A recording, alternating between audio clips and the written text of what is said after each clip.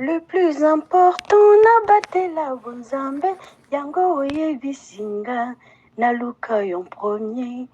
À quoi ça sert de gagner tout ce monde et à la fin de perdre ma couronne? À quoi ça sert le succès et la gloire? Et au ciel, ne pas avoir de place.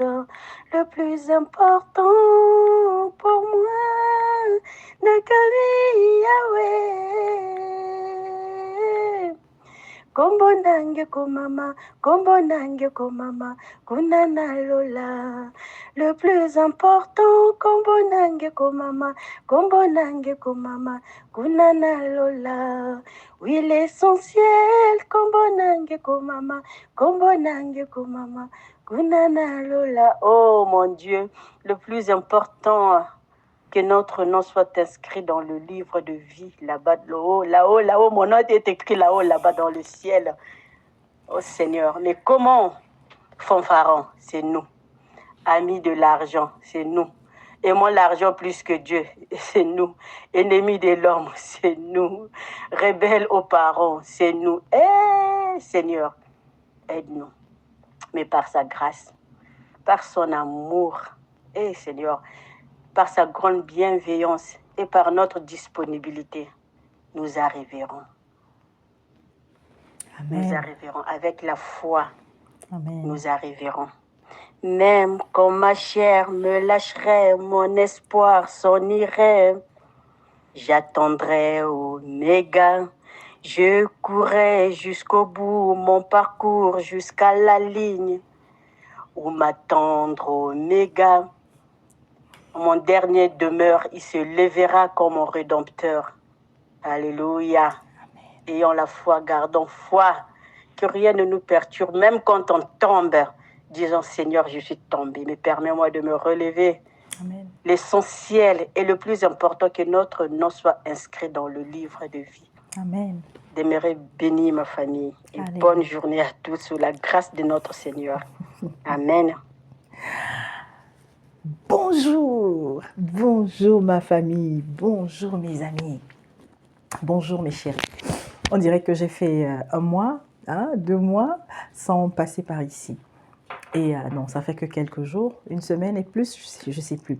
Mais en tous les cas, nous sommes ensemble. Bonjour encore à toi qui passeras ici pour la première fois. Bonjour à toi ma sœur qui a pris l'habitude déjà de t'arrêter ici afin de prendre aussi le peu que l'Éternel donne à son humble servante que je suis, afin que toi et moi d'abord en premier, nous puissions encore être, n'est-ce pas, abreuvés à sa source, nourris à sa parole, par son Esprit Saint.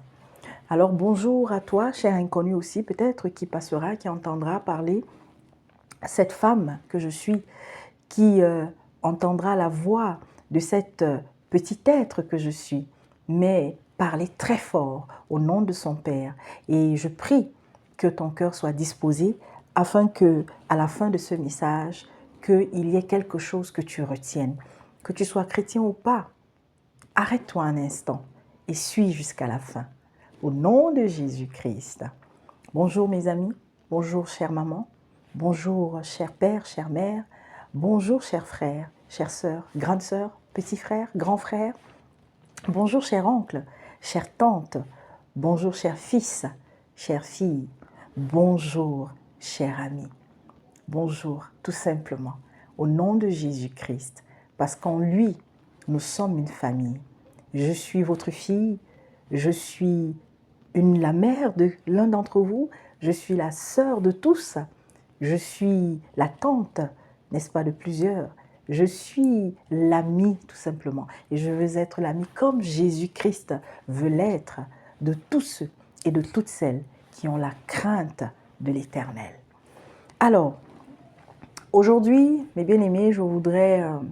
après avoir déposé, n'est-ce pas, ce message d'abord de joie, vous le savez, peu importe ce qui a pu se passer avant que je ne vienne me connecter ici les jours précédents, quand je m'assois là, mes bien-aimés, même si il sortira de ma bouche peut-être de nouvelles parfois tristes, il y a toujours la joie dans mon cœur parce que l'Éternel m'a encore fait grâce d'être en vie.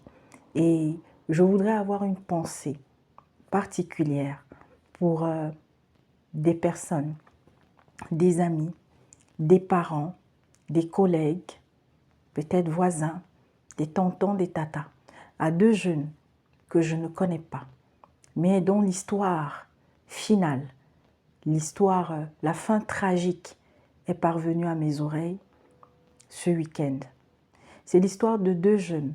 Je l'ai écrit en page pour ceux qui lisent souvent les petits posts, pour ceux qui regardent les petites vidéos aussi que je dépose, toujours, n'est-ce pas, pour nous maintenir dans l'information. Nous ne devons pas dormir, ce n'est pas le temps de dormir. Je disais donc que j'ai une pensée au nom de ma famille prunelle de l'Éternel, au nom, n'est-ce pas, de ces sentinelles, au nom, mes bien-aimés, des esclaves de l'Éternel que nous sommes et qui servons dans le secret dans cette petite chambre qu'il a bâtie pour nous, pour tous ceux qui viendront, n'est-ce pas, conduits par lui ou suscités, je ne sais pas, l'autre, mais qui, lorsqu'ils rentrent dans ce lieu, s'aperçoivent qu'il y a la lumière de l'Éternel dans cette petite chambre.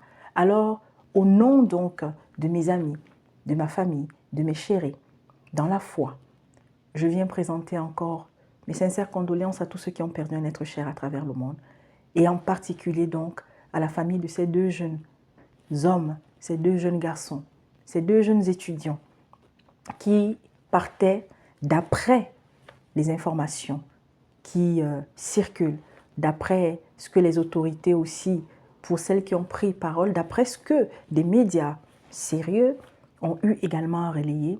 Donc, et il paraît qu'il y a des images, mais vous savez, moi, je me suis donné un principe, c'est qu'il y a des images que je ne regarde pas, par respect déjà pour l'être humain. Alors, les images circulent, 2 jeunes qui ont été sauvagement tabassés par une foule en furie du côté de l'extrême nord du Cameroun et ensuite ont été immolés.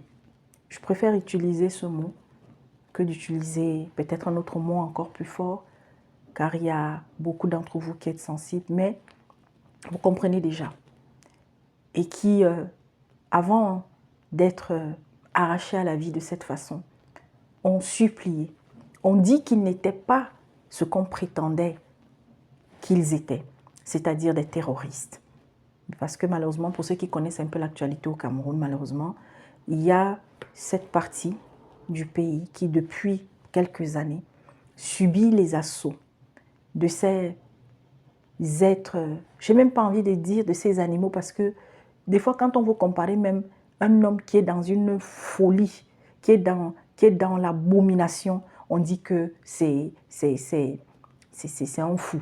Ou bien on va dire que c'est un animal. Non, il y a des actes que les animaux n'ont jamais posés sur cette terre, mais que l'être humain a posés. Donc, ces hommes qui, habités par le diable, disent défendre une soi-disant religion, alors qu'en vérité, c'est simplement des perdus, des maudits, des gens en fait qui n'ont jamais aimé la vie, parce que l'on soit pauvre, que l'on soit dans un dénuement, cela ne justifiera jamais que l'on prenne les armes pour, n'est-ce pas, aller tuer d'autres gens sous prétexte que c'est parce que les autres sont des mécréants, c'est parce que les autres ne sont pas comme nous, c'est parce que les autres refusent de se plier. Est-ce qu'ils sont les premiers? En vérité, les religions ont passé le temps depuis des siècles à ne faire que ça. Et aujourd'hui, celle qui est présentée comme la plus grande des religions et que beaucoup veulent s'évertuer à présenter comme étant, n'est-ce pas, une religion pacifique. N'oublions jamais, jamais. Et d'ailleurs, jusqu'aujourd'hui, ça continue.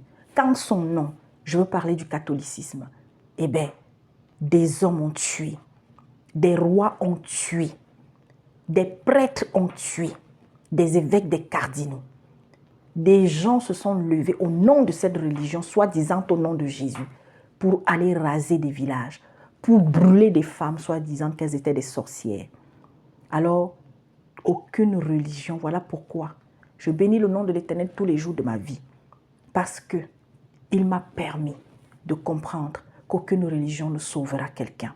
Qu'aucune religion, mes bien-aimés, portée par des hommes, créée par des hommes, poussée par l'esprit du diable, mes bien-aimés, n'apportera jamais une paix totale. Tant que une religion ne prônera pas un amour vrai,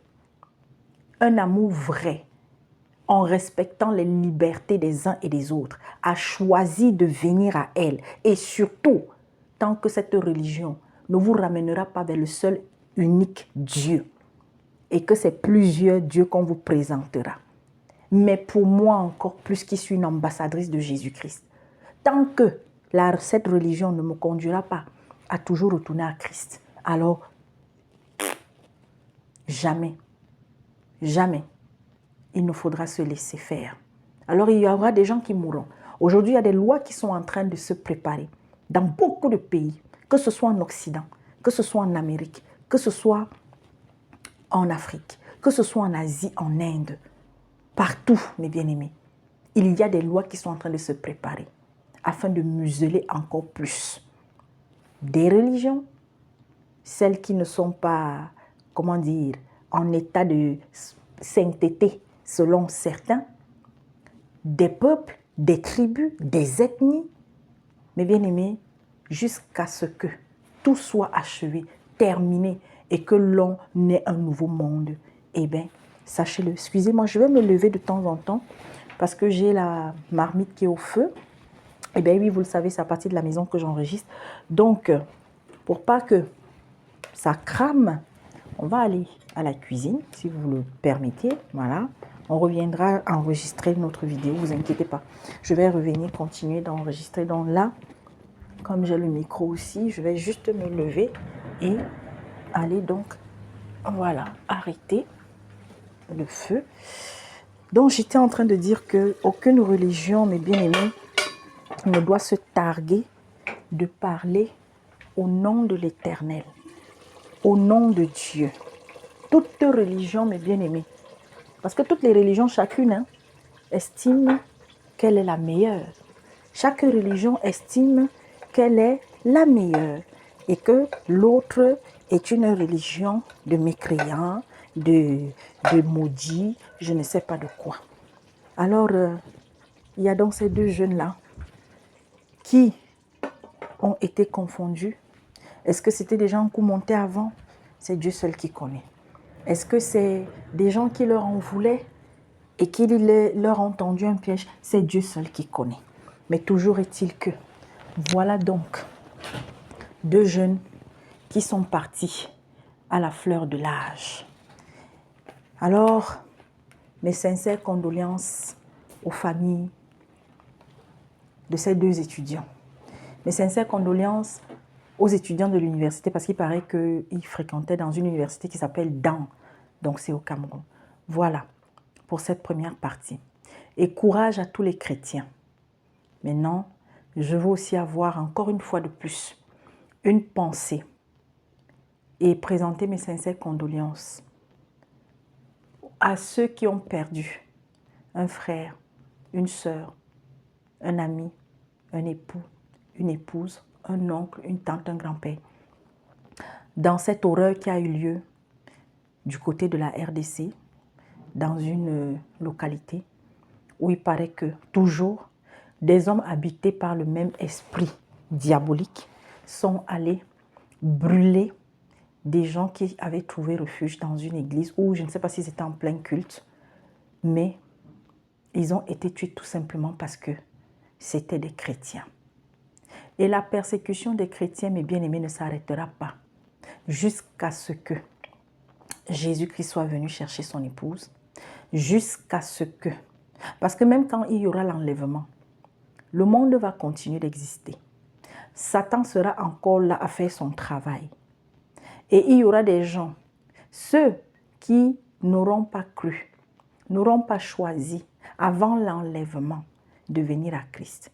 Ils subiront ce qu'on appelle la grande persécution, la grande tribulation. Donc, il y en a même qui étaient des chrétiens avant l'enlèvement, mais malheureusement n'étaient pas des chrétiens selon le cœur de Dieu. ils vivront cette tribulation. Alors vous qui êtes dans les assemblées, vous qui êtes dans les églises, vous qui êtes dans les religions où on vous dit que les chrétiens ne vivront pas la grande tribulation, vraiment, dites à votre enseignant de la parole, à votre pasteur ou à votre bishop ou je ne sais même pas tout qui, qu'il aille encore bien relire la Bible ou qu'il retourne bien à son école de théologie et qu'il aille revoir son ancien qui l'a enseigné là-dessus ainsi. Parce que c'est faux, mes bien-aimés. Ce n'est pas moi, c'est dans les Écritures. Vous n'avez qu'à aller lire Apocalypse. Parce qu'aujourd'hui, moi, la soeur Gladys, la paresse là, je n'encourage pas. D'ailleurs, je n'ai jamais encouragé et je n'encouragerai pas la paresse. Tu as une Bible, ouvre-la. Va dans Apocalypse. C'est le moment plus que jamais d'étudier Apocalypse. Plus que jamais. Donc, tant pis pour ceux qui continuent, n'est-ce pas, de dormir, de ronfler et d'aller seulement écouter leur homme de Dieu, venir leur donner ce que lui, il croit avoir compris. Donc, la Vierge folle là, ce seront les chrétiens, mais qui n'auront pas, n'est-ce pas, entretenu leur foi, qui n'auront pas marché, persévéré dans la lumière jusqu'à ce que l'enlèvement ait lieu. La Vierge folle là, ce n'est pas que ce sont des païens, non. Ce sont des chrétiens qui soit vont se refroidir avant l'enlèvement ou qui auront choisi, comme nous le voyons aujourd'hui, de servir le diable la nuit, mais le jour, ils disent qu'ils sont chrétiens. Donc voilà. Alors, mes sincères condoléances à tous ceux qui sont dans le deuil. Continuons de prier, continuons d'intercéder. Ne nous fatiguons pas de prier. Ne nous fatiguons pas d'intercéder parce que c'est notre mission. Voilà pourquoi il y a des choses, je le répète encore, qui n'arriveront pas tant que l'Église est sur terre. Il y aura des calamités, il y aura des abominations, il y aura, mes bien-aimés, des morts encore. Ce n'est pas parce que l'Église est sur terre, les chrétiens, selon le cœur de Jésus, sont sur terre encore, qu'on doit s'étonner quand il y a, n'est-ce pas, une catastrophe. Seulement, n'oubliez pas ceci. Toutes ces catastrophes. Alors, il y a une question qui revient encore et encore. Mais où est Dieu pendant qu'il y a tous ces malheurs, pendant qu'il y a eh bien, je vais ajouter pendant qu'il y aura encore des malheurs qui vont s'abattre sur la terre.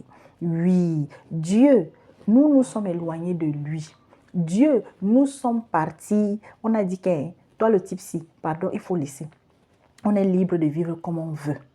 Alors, mais bien aimé, quand tu es dans une maison et que tu te lèves, tu sors de la maison, mais qu'est-ce qui se passe? La maison, elle reste sur place, non? Est-ce que quand on sort de nos maisons, la maison va avec nous? Non, la maison reste sur place et nous, on va donc, on se déplace, on monte, on descend jusqu'à ce qu'on décide de rentrer à la maison, non? Eh bien, c'est la même chose entre Dieu et nous, entre l'humanité et Dieu, entre les hommes et Dieu. Dieu, c'est la maison. Dieu, c'est le lieu. Et nous savons que la maison est considérée comme un autre lieu de sécurité. On se sent mieux. D'ailleurs, dans le monde, on dit quoi? On se sent mieux chez soi. Eh bien, mes bien-aimés, l'Éternel Dieu Tout-Puissant, ses enfants, ses créatures que les êtres humains sont, se sont éloignés de lui, de la maison. Non fait que s'éloigner. Mais lui, il est resté sur place. Hein. Il n'a pas bougé. Hein. Alors, il attend que nous rentrions à la maison. Mais comme il savait qu'il y a beaucoup de ses enfants qu'il va falloir aller chercher, il y a beaucoup de ses enfants à qui il va falloir montrer à nouveau le chemin pour revenir à la maison. Il savait qu'il y a beaucoup de ses enfants qu'il va falloir allumer un feu et que quand la fumée va monter, ça montrera la direction à ses enfants pour rentrer à la maison. Voilà pourquoi, au fil des siècles, il a suscité des hommes et même des femmes pour pouvoir, n'est-ce pas, être ses instruments comme il le fait encore aujourd'hui. Afin que tu vois la fumée et que tu rentres à la maison. Afin que tu vois la lumière qui luit dans la nuit et qui te montre le chemin. Afin que tu entendes la cloche sonner et que tu reviennes à la maison. Le tam-tam et que tu reviennes à la maison. Mais il y en a qui n'ont pas entendu, qui n'ont pas vu, qui ont refusé de rentrer à la maison. Il a même envoyé, n'est-ce pas, c'est-à-dire que le fidèle des fidèles de tous les fidèles. Il a envoyé le Saint des Saints. Il a, mes bien-aimés, allé même jusqu'à donner son Fils unique afin que quand tu verras le sang même de ce Fils-là, tu vas dire que non, quelqu'un est mort pour moi. Quelqu'un s'est sacrifié pour moi. Il s'est fait fils pour venir te chercher. Il est venu en tant qu'homme sur terre pour venir te chercher. Mais tu as dit que je ne rentre pas. Et c'est ce que vous continuez de faire. Bon, ça, c'était encore la deuxième introduction. Et il y aura beaucoup d'introductions comme ça. Mais bien aimé, c'est le tout premier message, je crois. Le deuxième, certainement, en tous les cas. Je viens aujourd'hui nous parler d'un sujet. Vous êtes nombreuses, d'abord les sœurs. Il y a certaines sœurs et il y en a beaucoup qui attendent cela. Parce qu'une fois dans une vidéo, j'en ai parlé qu'un jour, je viendrai pour parler du rôle de la femme, de la place de la femme dans l'Église. Et vous savez, c'est un sujet que j'ai des sœurs qui sont sur YouTube. C'est vrai, beaucoup n'ont pas encore abordé ce sujet, mais déjà, il y a beaucoup par le travail qu'elles font, vous amène à comprendre quel est le rôle de la femme. Alors, il y a des frères, il y a beaucoup de frères qui ont abordé déjà ce sujet, que ce soit des Occidentaux, des frères d'Europe, des frères d'Asie, des frères d'Amérique, des frères d'Afrique, des frères des îles, des frères peut-être en Inde. Bon, je n'ai jamais encore suivi un serviteur de Dieu qui vient en Inde, mais il y en a, parce que c'est aux quatre coins du monde que Dieu a touché, est en train de toucher et va toucher, n'est-ce pas, l'âme de plusieurs et qu'ils reviennent à lui. Alors, il a suscité aussi des serviteurs aux quatre coins du monde. Donc, la place de la femme dans l'Église. Alors, on va parler de cela aujourd'hui. C'est vrai que l'actualité est tellement mouvementée, l'actualité est tellement riche que, vraiment, je vous assure, c'est avec beaucoup, non seulement d'hésitation, mais ensuite, vraiment, je demande à l'Esprit Saint de me mettre à cœur ce sur quoi je dois parler, si je dois parler. Je vous dis, je n'enregistre, je ne vais jamais m'asseoir comme ça là et enregistrer sur un coup de tête. C'est pourquoi vous ne me voyez pas faire les vidéos tous les jours. Et c'est vraiment, ça c'est mon rythme à moi. Et je l'ai toujours dit, ce n'est pas parce qu'il y a une soeur ou bien un frère qui sort tous les jours que ça veut dire que ce n'est pas porté par l'esprit. Même s'il y en a, c'est vrai, qui exagèrent des fois. Mais voilà, moi, c'est la manière dont le Seigneur fonctionne avec moi en ce qui concerne mon service sur les réseaux sociaux. Alors, on va essayer d'aller assez rapidement. Donc, on va parler de la place de la femme dans l'Église. La place de la femme. Qui dit la place de la femme dans l'Église dit la place de la femme dans le monde. Et pour répondre, apporter, moi, ce que par la parole et surtout par encore plus l'Esprit directement, le Saint-Esprit par la parole, le Saint-Esprit directement m'a fait comprendre par rapport à la place de la femme. Et je voudrais dire quelque chose. C'est une réponse tellement simple à apporter à cette question. Mais une réponse qui va nécessiter à toi qui vas écouter ce message d'aller examiner comme toujours et de ne pas ouvrir la bouche blandement et boire toutes les paroles qui vont sortir de la bouche de Gladys et qu'à la fin, tu iras dire que la sœur Gladys a dit que non. Parce que ce que je viens partager avec vous là, c'est ce que moi j'ai compris. Maintenant, il est important que quand toi tu vas finir d'écouter, si peut-être tu es un enseignant de la parole, va le trouver et tu lui fais écouter le message. Parce que il y a des personnes, elle va aller interpréter, elle va aller peut-être, pour elle est sincère, elle n'a pas dit ce qu'elle a entendu, mais sauf qu'il va suffire d'un mot pour que ça puisse changer ce que la sœur Gladys lui a dit. Ouais, parce que c'est souvent comme ça. On se prend parfois la tête avec les gens tout simplement parce qu'on a dit une chose et l'autre a interprété à sa façon parce qu'elle n'a pas bien compris ou parce que peut-être elle n'a pas voulu aussi parce qu'il y a des gens qui ne veulent pas comprendre. Alors, ils torpillent la vérité de ce qu'ils ont entendu. Alors, nous allons commencer par revenir sur un passage très important et que de ce passage, mes bien-aimés, que il y a aujourd'hui des enseignants même sérieux. J'ai même des frères sérieux, mes bien-aimés, qui sont en train de faire des choses terribles dans le troupeau dont ils ont reçu la charge. C'est-à-dire qu'ils sont en train de museler les femmes. Ont-ils raison? On verra. Il y a d'autres, mes bien-aimés, qui aujourd'hui, parce que non, on est dans une assemblée où, oh, l'homme de Dieu, il est tellement cool, il est tellement merveilleux, il est tellement, je ne sais pas, qu'il nous permet d'enseigner, de prendre, n'est-ce pas, la chair. Et même, il nous a même encouragés à devenir des femmes pasteurs, des femmes bishops, je ne sais pas. Hein? Voilà. Est-ce que c'est mauvais? Nous allons entendre, hein? Voilà. Et je dis bien humblement, d'accord, parce que je n'ai pas le monopole de la connaissance, mais je ne vais que donner ce que j'ai reçu. On dit quoi dans le monde? Que la plus belle femme ne peut donner que ce qu'elle a, non? Ah, d'accord. Moi, en tout cas, esclave de l'Éternel, je ne vais donner que ce que j'ai. Je ne vais donner que ce que j'ai reçu. Je ne vais donner que ce que j'ai entendu et ce que j'ai lu au nom de Jésus-Christ. Alléluia.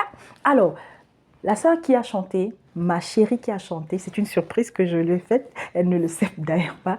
Donc, il s'agit de la sœur Amandine. Elle fait partie, n'est-ce pas, de ses mamans. Elle fait partie de mes amis. Elle fait partie de ma famille. Cette famille que le Seigneur m'a donnée dans la foi. Voilà. Donc, c'est comme ça, hein.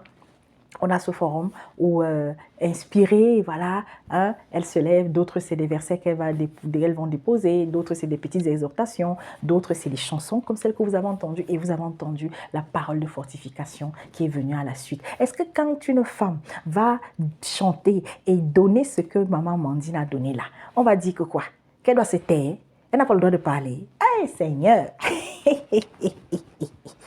Oh, j'aime ça. Comme quelqu'un. Comme un de mes frères a dit, j'aime ça. Oh, mon frère Roger Boulay, pardon, il y a une vidéo là que j'avais déposée. Nous, on attend toujours que tu réagisses à la vidéo là. Que tu viennes éclairer l'église, non? Il y a des paroles que tu as eu à dire, papa. Il faut nous éclairer. Bon, allez, c'était une parenthèse. Ah, bon. Je vais donc nous lire quelque chose. C'est très important. On va d'abord aller dans 1 Corinthiens 14. Versets 33 à 35, 1 Corinthiens 14. C'est la parole qui éclaire la parole. C'est ça, non? La parole qui éclaire la parole. Oh là là là là. 1 Corinthiens 14. Je suis dans la version d'Abi. Et vraiment, je vous invite, hein, chaque jour davantage. On commence toujours par certaines traductions de Bible, mais si vous avez des frères sérieux dans la foi, demandez leur conseil du type de Bible que vous devez utiliser parce qu'aujourd'hui, le mélange est grave là-dehors. Ok, 1 Corinthiens donc 14, des versets 33 à 35. Je lis au nom de Jésus-Christ. Alléluia. Alors, je lis au nom de Jésus-Christ. Car Dieu n'est pas un Dieu de désordre, mais de paix, comme dans toutes les assemblées des saints. Que vos femmes se taisent. Et écoutez très bien. Moi, dans ma version d'Abi, après on va lire la Sainte Bible, la version Louis II.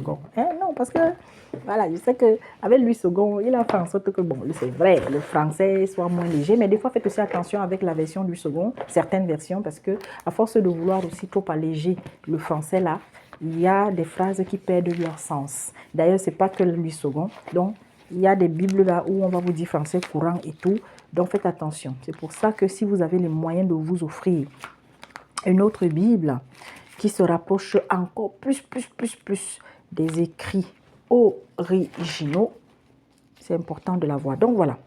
Je suis donc dans la version Louis II. Allez, excusez-moi, j'ai les mains... Comme j'ai eu à faire la vaisselle là, j'ai les mains un peu... Ok. Donc, merci Seigneur. Alors, je l'ai là. Je finis d'abord de lire la Darby que je lisais au nom de Jésus-Christ. Donc, que vos femmes se taisent dans les assemblées car il ne leur est pas permis de parler, mais qu'elles soient soumises, comme le dit aussi la loi. Et si elles veulent apprendre quelque chose, qu'elles interrogent leur propre mari chez elles, car il est honteux pour une femme de parler dans l'assemblée. La parole de Dieu est-elle procédée de vous ou est-elle parvenue à vous seul? Si quelqu'un pense être prophète ou spirituel, qu'il reconnaisse que les choses que je vous écris sont le commandement du Seigneur. Et si quelqu'un est ignorant, qu'il soit ignorant. Ainsi, frères, désirez avec ardeur de prophétiser et n'empêchez pas de parler en langue, mais que toute chose se fasse avec bienséance et avec ordre. C'est très important. Maintenant, je vais nous lire. Alors, la Sainte Bible, la version Louis II. Ok, je lis au nom de Jésus-Christ. Est-ce que je suis au bon endroit? Non, je suis au chapitre 15 là. On va aller au chapitre 14. Excusez-moi, je suis obligée de... J'ai les mains très sèches. Ok, je lis au nom de Jésus-Christ. Car Dieu n'est pas un Dieu de désordre, mais de paix, comme dans toutes les églises des saints. Que les femmes se taisent. Vous voyez, dans la version d'Abi, on dit que vos femmes se taisent. Ok, dans la version de Louis II, la Sainte Bible, on dit que les femmes se taisent. Entre vos femmes et les femmes, vous voyez déjà, non? Dans les assemblées, car il ne leur est pas permis d'y parler, mais qu'elles soient soumises selon que le dit aussi la loi. Si elles veulent s'instruire sur quelque chose, qu'elles interrogent leur mari à la maison, car il est malséant à une femme de parler dans l'église. Est-ce de chez vous que la parole de Dieu est sortie, ou est-ce à vous seul qu'elle est parvenue? Si quelqu'un croit être prophète ou inspiré, qu'il reconnaisse que ce que je vous écris est un commandement du Seigneur. Voilà. Et si quelqu'un l'ignore, qu'il l'ignore. Ainsi donc, frères, aspirez au don de prophétie et n'empêchez pas de parler en langue, mais que tout se fasse avec bienséance et avec ordre. Alléluia. Voilà encore, bon, j'ai fait, bon, il y a trop de choses. J'ai fait encore une petite parenthèse. Et voilà, voici un autre passage que les égarés qui viennent avec les langues, on dit quoi, glossolalie, quoi là. Mais bien aimé, oh. Peut-être qu'un jour je reviendrai. J'avais déjà fait une vidéo là-dessus pour dire que tout le monde doit parler en langue. Non, tout le monde ne doit pas parler en langue. Tout le monde peut avoir le don de parler en langue. Mais c'est Dieu qui donne. Hein? Voilà. On n'a pas à aller faire les cours pour dire qu'on commence à parler en langue mystérieuse. On commence à parler les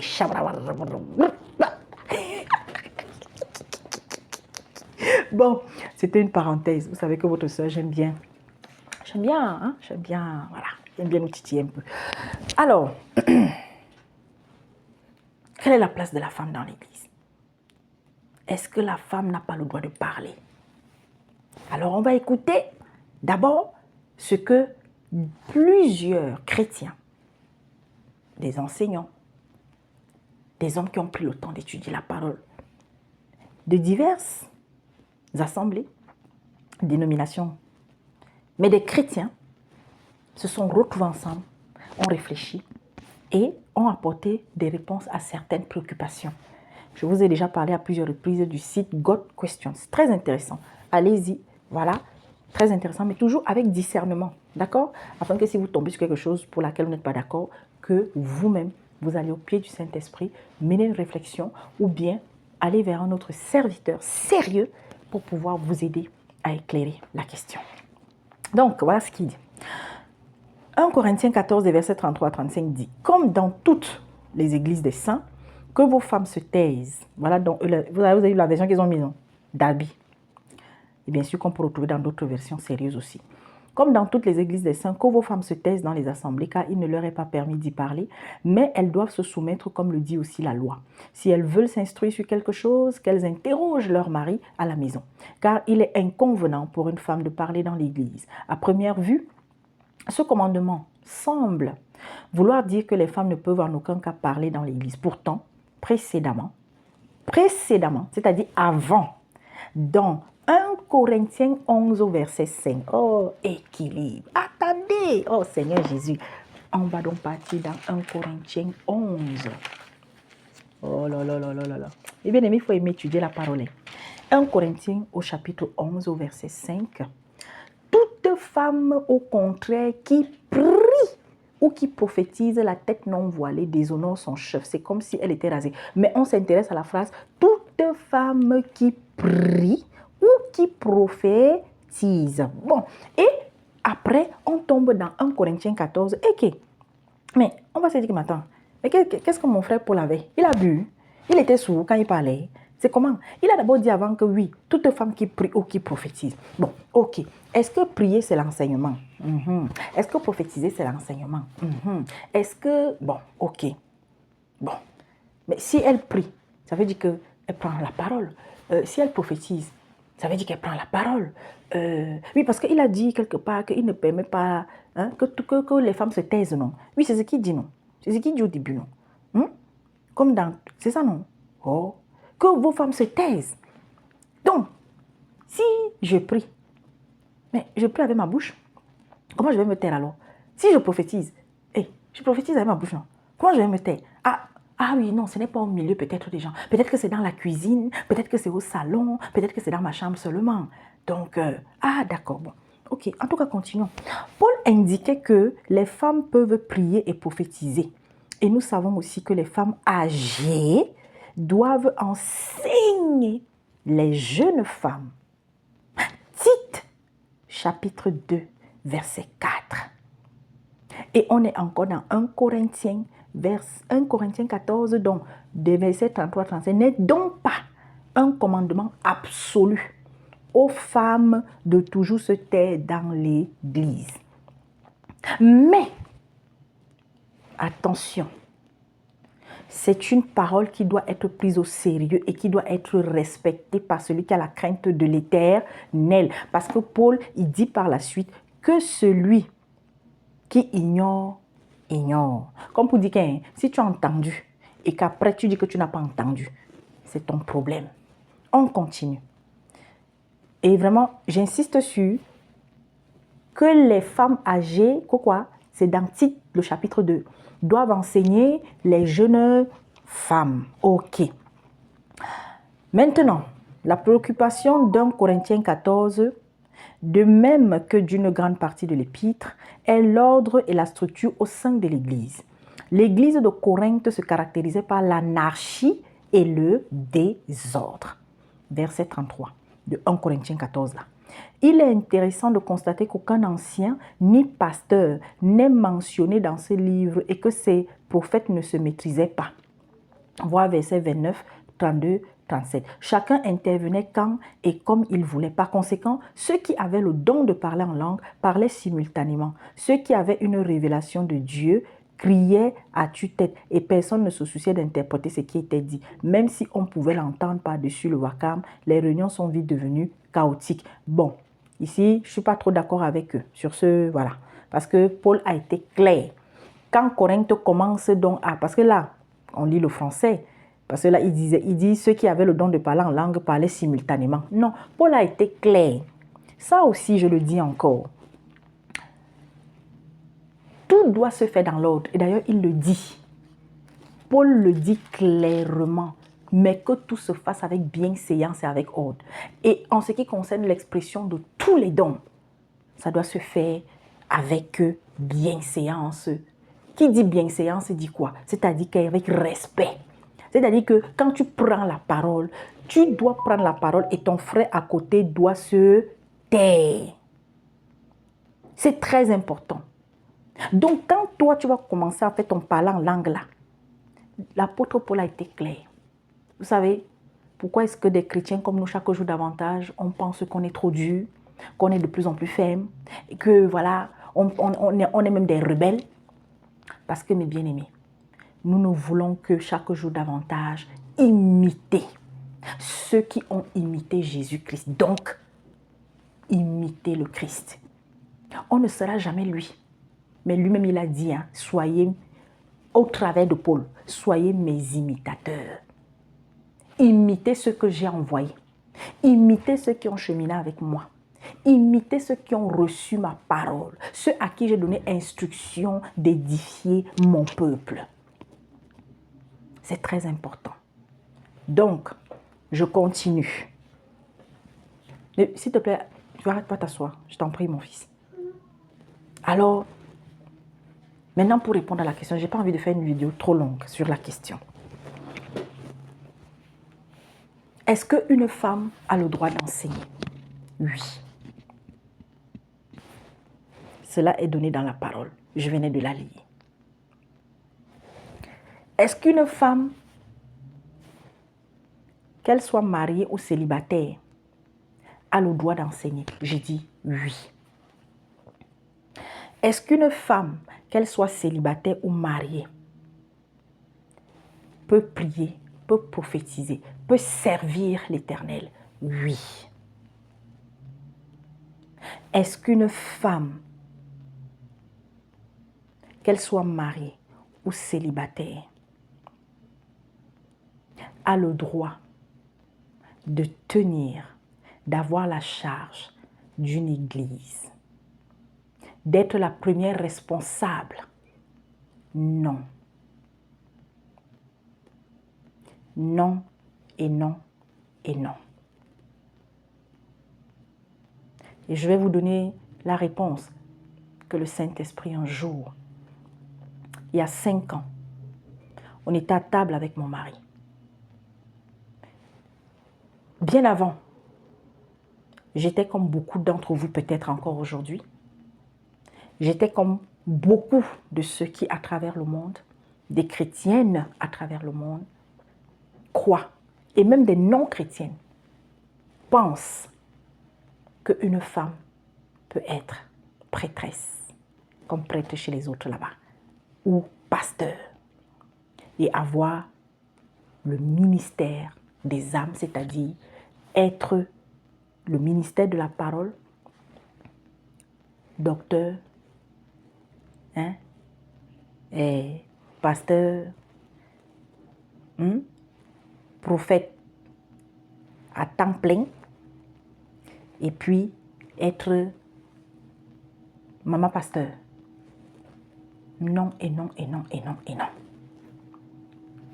Non et non et non et non et non. Et on a une réponse simple. Et c'est cette réponse simple que je viens de donner, dont je reviens. On est à table et puis tout à coup j'entends. Aujourd'hui, je vais te donner la réponse. Tu vas avoir la réponse à la question qui est celle de savoir si une femme peut occuper tous les postes qu'un homme occupe dans l'église. Alors j'entends,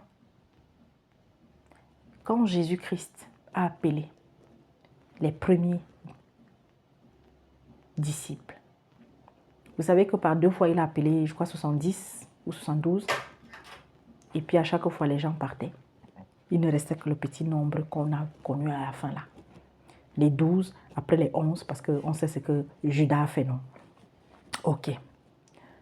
Alors quand il me pose la question, mais bien aimé, j'étais à table avec mon mari, on était en famille. Mais en moi, je dis, alors il me pose la question, est-ce que parmi les premiers appelés, il y avait des femmes? Appelés pour suivre Jésus, appelés pour servir à ses côtés, appelés pour être préparés à demain, répandre, voyager, aller aux 4 coins du monde pour répandre le message du salut, annoncer Jésus-Christ. Et là, je dis non. Ma famille, je vous assure que cette expérience a changé ma vie. Je ne suis pas en train de vous dire que c'est un homme qui m'a enseigné. Je ne suis pas en train de vous dire que j'ai suivi un enseignement, j'ai suivi, je ne sais pas, j'ai suivi non. C'est le Saint-Esprit, mes bien-aimés, qui m'a enlevé, qui a fait tomber les écailles de mes yeux. Parce que pour moi, je disais que, mais est-ce qu'il y a même un problème? Justement, parce qu'on comprenait mal les Écritures ou bien on avait mal compris les choses. Oui, dans la parole, dans la Bible, plusieurs femmes ont joué des rôles importants au sein de la société, au sein même de l'Église. Prenons Marie. Mais bien aimé, quand on voit comment Marie s'est comportée dès l'annonce de sa grossesse, et puis on voit Joseph, entre les deux, qui avait une foi, on va dire en parenthèse aveugle, j'aime pas trop ce mot, mais c'est juste pour qu'on comprenne. C'est-à-dire qu'une foi totale en l'Éternel. On a vu Marie douter, on a vu Marie, non. Alors on peut comprendre, vous croyez que qui a commencé à parler, oui, attention, parce que quand Jésus est né, il est homme, donc Jésus il est né, il était tout petit, Marie s'en est occupée et tout, il a été enfant. Parce qu'il n'y a aucune écriture qui nous dit que Jésus a opéré des miracles étant, parce qu'il y a beaucoup de gens, ils veulent tellement fantasmer. Mais bien aimé, ce que Dieu ne nous a pas donné dans les écritures, vraiment, apprenons à ne plus aller chercher trop loin. prenons ce qu'il y a là. Si tu crois en Dieu, et puis je vais vous dire quelque chose, il y a des réponses que l'on aura quand on sera avec notre Père. Il y a des questions, mais bien moi-même qui suis là devant vous, il y a des questions que je me pose. Il y a des questions, mais je sais qu'aucun homme ne me donnera de réponse. Aucun homme. Voilà pourquoi je suis très triste quand je vois certains enseignants sérieux, certains aînés que nous respectons dans la foi. Parfois, dans leurs prêches, dans leurs enseignements, ils se permettent parfois d'ouvrir la bouche et de dire des choses terribles. Les enfants qui ont des parents païens, quand ils vont mourir, quand ils meurent, ils partent en enfer. Tu peux venir sortir un verset là-dessus? C'est écrit où? Quel est le disciple qui a marché avec Jésus-Christ et qui l'a dit? Et ils oublient déjà de un. Le passage où le Seigneur, il dit, Dieu a dit qu'il ne va plus mettre sur les enfants les fautes des parents. Un enfant qui meurt en bas âge, oui, nous naissons avec la nature pécheresse, d'accord. Mais nous avons une nature pécheresse, comment dire, quand on est enfant, on n'est pas conscient de ça. Mais présenter Dieu comme étant aujourd'hui un père qui va offrir. Mais lui donc il connaissait toutes choses d'avance. Donc il permet que ses enfants naissent. Il laisse que les enfants là naissent. Et après c'est pour les laisser aller en enfer. Qui va en enfer? Et pourquoi? Voilà pourquoi nous devons être des chrétiens éveillés. Que quand on écoute un message, on ne doit pas se mettre là pour boire. Et vous avez des chrétiens qui applaudissent.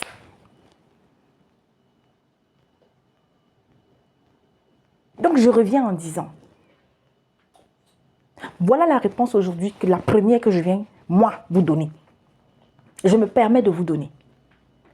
Jésus-Christ, si le Seigneur voulait que les femmes occupent tous les rangs, tous les postes, et soient à tous les ministères, il allait appeler des femmes dès la première heure parmi les premiers disciples. Ça, c'est déjà la première des choses. La deuxième des choses, qu'est-ce que je reçois encore? Parce que ce jour-là, il m'a amené, c'était comme si j'étais en train de marcher avec lui, hein, et puis il me parlait. La deuxième chose, il me dit, tu sais, en vérité, pourquoi est-ce que même en ce qui concerne le travail, vous savez que Dieu n'avait pas créé la femme pour qu'elle travaille comme nous travaillons aujourd'hui là. La femme devait être là pour s'occuper de la maison, s'occuper du mari, s'occuper des enfants, s'occuper des affaires de son mari. Quand on dit affaires de son mari, vous savez, voilà. C'est-à-dire que ton mari, il va te confier peut-être quelque chose pendant que lui, il est parti à la chasse, pendant que lui, il est parti, je ne sais pas où. Mais bien aimé, et tu dois veiller à ce que ton mari a laissé à la maison soit entretenu. Prendre soin des enfants. Entretenir la maison. Alors c'est pour ça qu'aujourd'hui quand on entend pas, aujourd'hui on est dans un monde, on a le diable a envoyé dans le monde ce qu'on appelle aujourd'hui féminisme, ce qu'on appelle aujourd'hui émancipation. Oui, il y a des choses positives, ça mes bien-aimés, on ne va pas on va pas cracher dessus, mais sauf que toujours on a exagéré. Et Dieu n'a jamais créé la femme, doucement chérie, Dieu n'a jamais créé la femme pour qu'elle soit enfermée, pour qu'elle soit muselée. Alors, il me fait comprendre, encore, la femme n'était pas appelée à voyager parce que les premiers disciples, mes bien-aimés, tout comme aujourd'hui, mes bien-aimés, vous avez vu tout le travail, quand on est un véritable serviteur, vous voyez, est-ce qu'un serviteur en vérité, un disciple, ou allez, un évangéliste, un docteur de la parole, un enseignant de la parole, ou celui qui a reçu... Bon, comme moi, je suis catégorique là-dessus. Hein. Aujourd'hui, en tout cas, je n'ai pas encore vu les prophètes selon l'ancien temps là. Il n'y a pas, je dis, pour l'instant sur cette terre. Voilà, jusqu'à ce qu'on vienne me prouver le contraire, jusqu'à ce que peut-être Dieu lui-même va me faire rencontrer. Donc, toi, un serviteur qui est un prophète. Voilà. Et quel est le message que tu as apporté à la nation où tu es, aux autorités où tu es? Et quels sont les miracles que tu as accomplis? Avec la puissance de l'Éternel. Bon, on continue. Donc, j'étais en train de dire que celui qui a la charge, celui qui est ministre de la parole et qui a la charge, n'est-ce pas, d'une assemblée, est-ce que vous savez qu'ils ne sont pas là pour s'établir à vita aeternam à la tête d'une église? Mais malheureusement, c'est ce que nous voyons. Ils étaient appelés, mes bien-aimés, à être là pour un temps, ensuite partir. C'est-à-dire quoi? Établir des églises. Mais bien aimé, ce n'est pas moi. Hein? Vous avez vu l'apôtre Paul rester quelque part pendant 2 ans, 3, 5 ans, 10 ans, 40 ans. Vous avez vu l'apôtre Paul avoir tenu la main Pierre, Luc, Jacques, Matthieu, les autres, Jean, qu'ils sont arrivés quelque part, ils sont restés là. Ils ont créé leur empire. Comme on a vu votre perdu. Excusez-moi de dire perdu, hein, c'est que ça m'énerve. C'est-à-dire que, voilà, la vérité va sortir. Ils vont être exposés, mais il y aura toujours les gens qui vont continuer de les suivre. Il y aura, mes bien-aimés, parce que nous tous ne serons pas sauvés. Votre TD Jakes, voilà un documentaire. C'est la même chose comme le documentaire qui est sorti sur TB Joshua. Et comme il y en aura un jour qui sortiront sur les Castanou, sur les Sanogo, sur les Marcello, tout ce monde-là, ces marchands dans l'église. Vos Wafo, vos Camden Djonodor, vos Marcos sont toujours dans la marmaille. Et il y en a d'autres qui sont cachés. Les Billy Graham qui sont devenus des multimilliardaires. Avant de partir de cette terre, ils ont créé des empires. Un jour, je viendrai. Parce qu'il y a notre cette bien-aimée, je ne la connais pas, hein, mais j'ai déjà écrit à plusieurs reprises sur sa chaîne. La bien-aimée Marilyn Orcel. Et je sais qu'au fond, cette femme, je ne la connais pas. Mais quand je vois, elle aime le Seigneur. Mais elle est en train de servir chaque jour davantage. Parce que le fait d'afficher, de présenter des gens aujourd'hui, aujourd'hui, chaque jour davantage, l'Éternel permet qu'ils soient exposés. Mais vous êtes là, vous les présentez, vous ne faites que les faire connaître au grand public. Vous partagez leur truc. Bon, ça, c'est une parenthèse. Vous savez, vous me connaissez quand votre soeur Gladys est énervée sur quelque chose. Donc, je reviens. Où est-ce que vous avez vu cela dans la parole? Maintenant, est-ce qu'une femme, mes bien-aimés, ne peut pas évangéliser? Si, on a. Mais bien-aimés, évangéliser, c'est quoi? Mais c'est annoncer Christ. C'est parler de Christ. C'est appeler les gens à venir à Christ. Mais le premier outil de l'évangélisation, que l'on soit un homme ou une femme, mes bien-aimés, vous savez c'est quoi? Je parlais de ça à une bien-aimée il y a quelques jours. C'est son comportement. Oui, tu peux ouvrir la bouche et parler. Tu peux ouvrir la bouche et annoncer Christ. Tu peux ouvrir la bouche et lire, je ne sais pas moi, partager un verset, un passage. Mais si ton comportement chaque jour n'est pas lié à cette parole, ça ne sert à rien. Une femme peut prophétiser. Une femme peut être prophétesse. On a des prophétesses dans la Bible qui ont été citées. Alors, vraiment, que les bien-aimés là aussi, là, non, mais bien-aimés, Dieu, il est souverain. Mais ce n'est pas parce que tu as le don de prophétie, ce n'est pas parce que tu as le don que ça veut dire ça fait de toi quelqu'un qui va se lever demain et puis tu crées une église. Alors, la troisième chose que l'Esprit me donne, et que c'est tout ce que j'ai dit, ça s'est vérifié dans les Écritures. Hein. Quand Dieu a créé Adam et Ève, quand Dieu a créé Adam, où est Seigneur Jésus? Yeah! Mon Dieu, mon Dieu, mon Dieu. Oh là là là là là là là là. On est au chapitre... on va d'abord... Voilà. Parce que les gens, quand on parle, on dit qu'on parle pour parler. Je lis au nom de Jésus-Christ. Mes bien-aimés, écoutez très bien. Je commence au 21, vous pouvez remonter. Donc, c'est Genèse au chapitre 2, à partir du verset 21. Et l'Éternel Dieu fit tomber un profond... Non, je vais même aller... Attendez. Genèse, le chapitre 2, à partir du verset 18. Et l'Éternel Dieu dit, il n'est pas bon que l'homme soit seul. Je lui ferai une aide qui lui corresponde. Il n'est pas bon que l'homme soit seul. Je lui ferai une aide qui lui corresponde. Et l'Éternel Dieu forma de la terre tous les animaux des champs et tous les oiseaux des cieux et les fit venir vers l'homme pour voir comment il les nommerait. Un tac pour aller. Oh, j'aime ça. Et l'Éternel Dieu fit tomber un profond sommeil sur l'homme et il dormit et il prit une de ses côtes et il enferma la place avec de la chair. Et l'Éternel Dieu forma une femme de la côte qu'il avait prise de l'homme. Et l'amena vers l'homme. Et l'homme dit, cette fois, celle-ci est os de mes os. Et cette fois, c'est-à-dire que l'homme a vu que celle-ci là, elle est différente des autres créatures que papa a créées. Hein? Et l'Éternel Dieu forma une femme de la côte qu'il avait prise de l'homme et l'amena vers l'homme. Et l'homme dit, cette fois, celle-ci est os de mes os et chair de ma chair. Celle-ci sera appelée femme, Isha en hébreu. Parce qu'elle a été prise de l'homme, Ish, ou c'est en hébreu, ou c'est en araméen, ou c'est en grec. Mais en tout cas, voilà, c'est en hébreu. C'est pourquoi l'homme quittera son père et sa mère et s'attachera à sa femme et ils seront une seule chair. Mais bien aimé,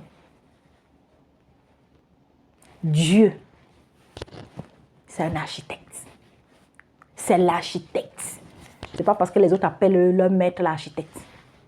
C'est un concepteur. C'est un penseur. C'est un visionnaire. Il n'a rien fait au hasard.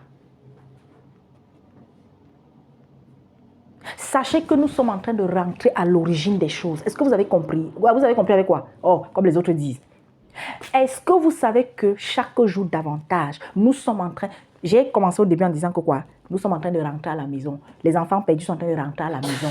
Chaque jour davantage, papa est en train d'agiter le drapeau, de faire monter la fumée, d'envoyer des signaux pour que nous rentrions à la maison. Ma famille, je viens encore nous dire, Gabi, tiens, tu mets, excusez-moi mes mamans, mes frères, mes amis, toi qui es peut-être passé ici pour la première fois, tu mets Titouni, mais tu mets le volume à voix basse. Tu mets pas le volume très fort, s'il te plaît, le temps que je finisse d'enregistrer la vidéo. Demeure béni, mon fils. Alors, allez vous asseoir. Jojo va t'asseoir. Donc, j'étais donc en train de dire, nous sommes en train de rentrer aux origines. Nous sommes en train de rentrer, mes bien-aimés, à la source. Et sachez qu'en toute chose, et c'était la troisième ou la quatrième chose que l'Esprit nous donnait, la femme est appelée à être l'aide de l'homme. Même si, aujourd'hui, comme je dis, Dieu au départ n'avait pas créé la femme pour que... Regardez, Dieu, il finit de créer le monde, il finit de créer les éléments de la nature, il finit de créer les animaux et tout ça. Il confie la responsabilité à qui? À l'homme, en premier. Il confie la responsabilité à l'homme.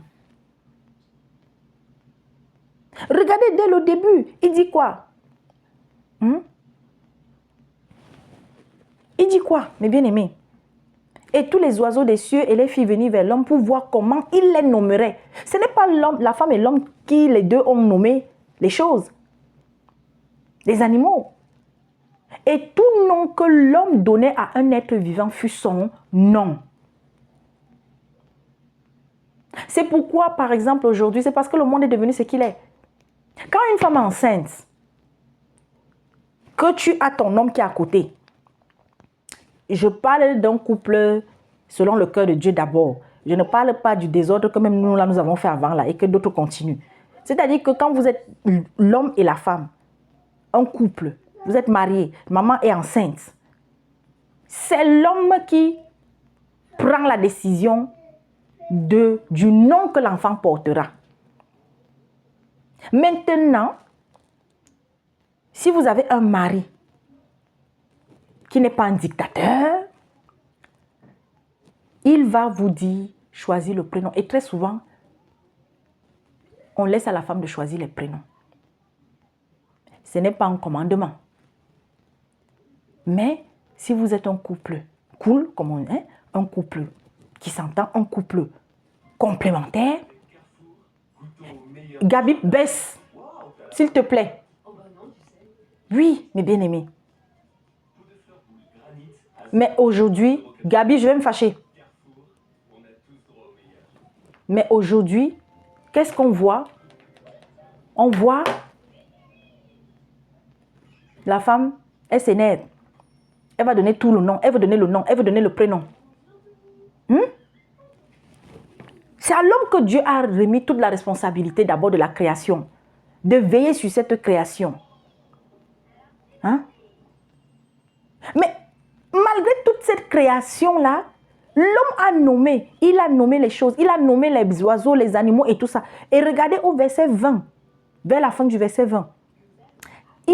Après avoir nommé, il ne trouva pas d'aide qui lui correspondait. Mes bien-aimés, femme, ma sœur, aujourd'hui, il y a cet esprit de vous appelez ça quoi? Hein? Vous appelez même ça quoi là? D'égalité. Mais qui vous a dit que l'homme et la femme ne sont pas égaux? Mais attendez, quand papa a créé, Seigneur Jésus, l'homme, papa a créé l'homme et la femme à son image. Et l'homme et la femme dans le cœur de l'Éternel, mes bien-aimés, ont la même place. Parce qu'un parent ne doit pas aimer un enfant plus qu'un autre. Malheureusement, c'est ce qui se passe dans beaucoup de familles. C'est ce qui a détruit la vie de plusieurs. Mes bien-aimés. Regardez, dès la création, quand Dieu prend l'homme, il le place dans le jardin d'Éden pour le cultiver et pour le garder. Pour le cultiver et pour le garder. Et maintenant, pour faire ce travail, il ne peut pas le faire seul. Dieu crée la femme afin qu'elle soit l'aide de l'homme. Mais Dieu n'a pas créé la femme afin qu'elle soit au-dessus de l'homme et qu'elle devienne la première responsable du jardin d'Éden. Le péché maintenant entre dans le monde. Voilà comment au fur et à mesure que les années vont passer, les siècles vont passer, l'homme maintenant va abandonner sa responsabilité. Pourquoi il y a le désordre dans l'église aujourd'hui? Pourquoi aujourd'hui le diable maintenant a mis dans le cœur de la femme, comme il l'avait fait au jardin d'Éden? Parce que mes bien-aimés, mes frères enseignants n'aiment pas souvent dire ça, mais mes bien-aimés, juste Adam, le gars à un moment donné, il a échoué.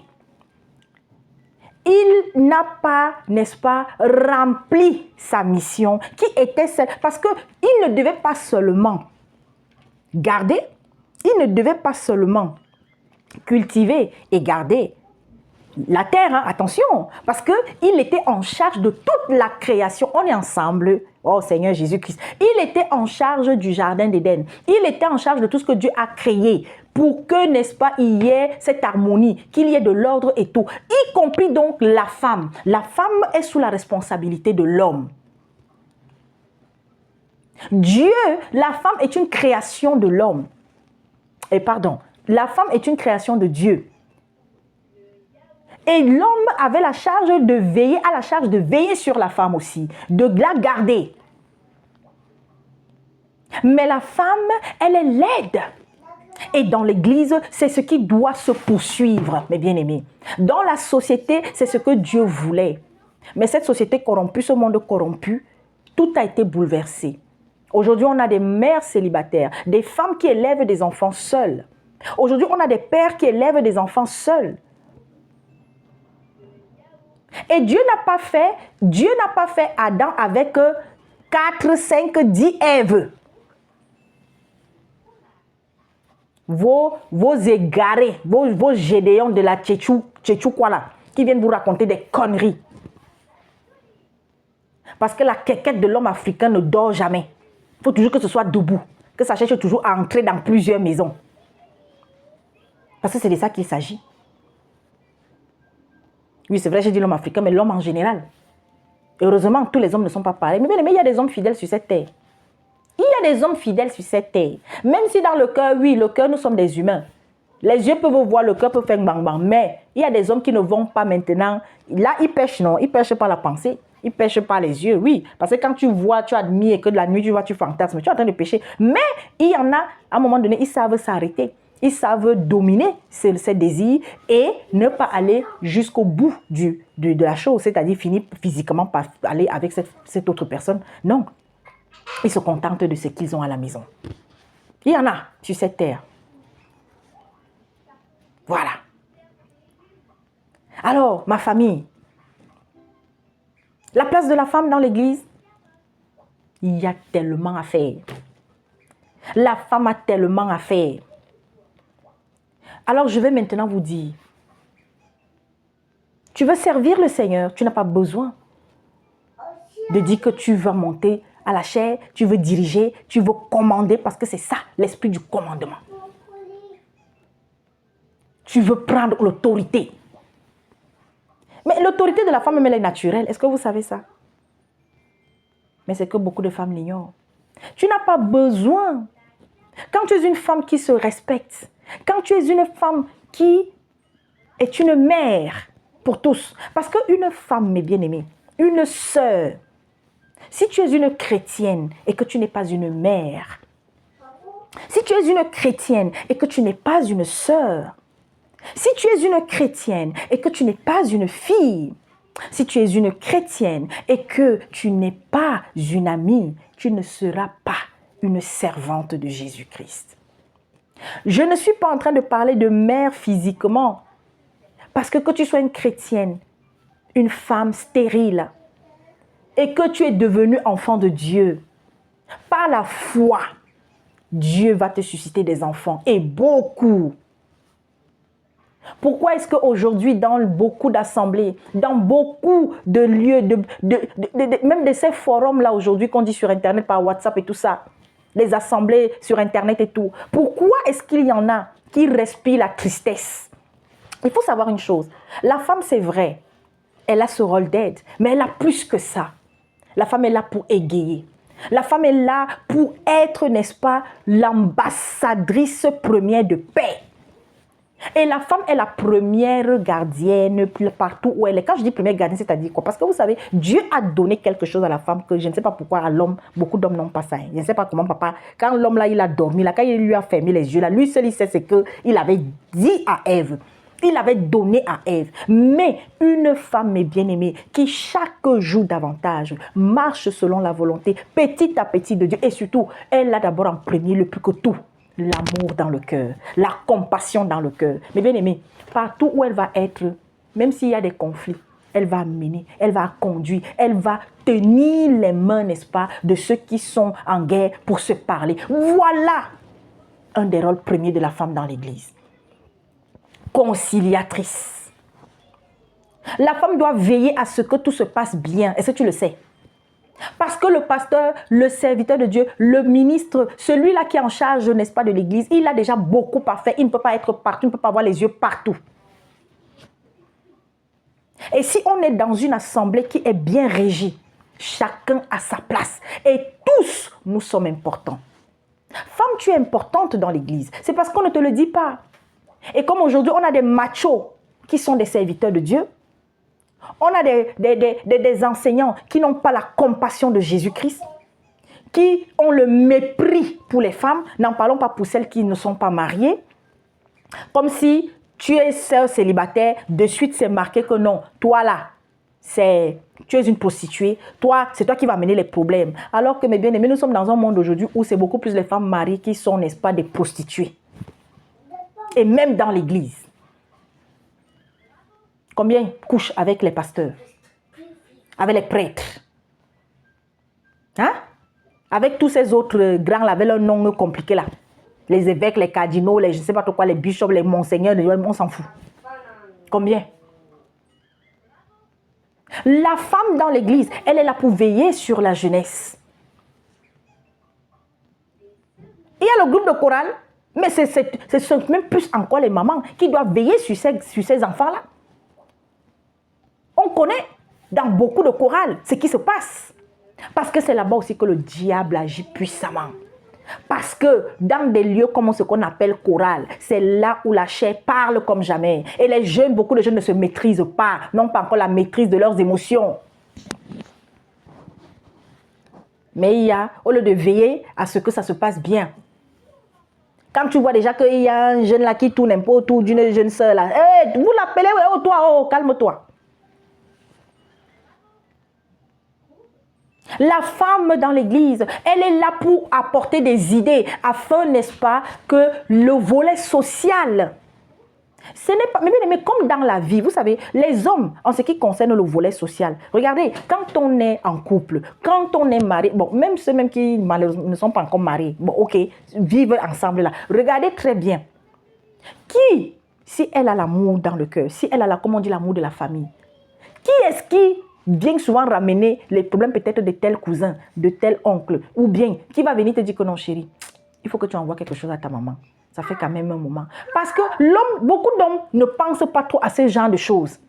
Et c'est toi la femme d'y penser. Donc dans l'église, c'est aux femmes et Dieu a suscité cela. Mettons en place ci, mettons en place ça. Quand la rentrée va arriver, qu'est-ce qu'on peut faire il y a des familles démunies, il y a des familles, mettons en place ceci. Voilà, le serviteur, le frère qui tient l'assemblée, quand des fois il se déplace, il voyage, on sait déjà que bon voilà, peut-être si c'est quelqu'un qui travaille, mais parce que vous savez, en vérité, il ne doit pas avoir de secret entre enfants de Dieu. Je regardais ce documentaire où on voit ce tintin de T.D. Jakes. Parce qu'il est multimilliardaire. Ouais, mais si c'est que ton argent est propre, pourquoi tu vas avoir peur de parler de ça? Pourquoi tu vas avoir peur de dire ce que tu reçois comme revenu, ce que tu perçois comme revenu? Regarde-moi des voleurs comme ça, toute cette bande-là. Parce qu'il est le père de beaucoup là, que vous connaissez, non? Ce T.D. Jakes. Hein? C'est lui qui était aussi un des pères de T.B. Joshua, non? Mais ils prennent 10%. Ils prennent 10%. On construit regardez aux États-Unis, regardez les pauvres. Seulement, regardez, restons dans la communauté seulement afro. Il y a des lieux où il n'y a pas d'hôpital. Plus de 40 millions de dollars. Un temple qui a été bâti à plus de 40 millions de dollars ou 400 millions de dollars. Et ce sont les membres de l'église qui ont cotisé, qui ont remboursé. 40 millions de dollars. Va, j'arrive. Tu veux quoi? Va, alors, va t'asseoir à côté de la bine. Tu veux qu'on te mette quoi? Bon, laisse-moi alors, je finis, puis j'arrive. Tu donnes la paume? Non. Bon, je finis alors, puis j'arrive. S'il te plaît. C'est la paume. Tiens. Va alors t'asseoir. Va t'asseoir. Va t'asseoir, chérie. Donc, voilà, mes bien-aimés. Vous êtes là, la place de la femme, la place de la femme. Mais il y a tellement à faire dans l'église. Quand il y a des mariages. Hein? Et d'ailleurs même, je vais vous dire quelque chose. Il y a des choses que quand on est dans une assemblée sérieuse, quand on a un serviteur, mais je vous dis, hein, quand on a un serviteur qui est simple et qui marche chaque jour selon les Écritures, il va vous laisser le quitus pour pouvoir mettre les choses en place. Et ce sera un homme qui sait être à l'écoute. Voilà maintenant notre problème. Pourquoi est-ce que dans beaucoup d'assemblées, des femmes sont frustrées? Parce qu'on a à la tête de ces assemblées des frères orgueilleux qui ne savent pas prendre le temps d'écouter la femme, la sœur qui vient leur parler, qui vient leur donner des conseils. Est-ce que vous savez qu'il y a des assemblées, au début, elles marchaient bien parce que le frère, il écoutait les sœurs qui venaient lui parler. Ça ne veut pas dire que toutes les femmes, quand elles prennent la parole, tout ce qui sort de leur bouche, c'est toujours la vérité. Mais mon Dieu, la qualité, une des qualités que moi, j'aime, j'admire, et je vais même dire j'adore chez Jésus-Christ, c'est qu'il savait écouter. Même quand tu venais avec une question abracadabrantesque, il va t'écouter. Et c'était les autres qui s'agitaient pour dire que non, taisez-vous.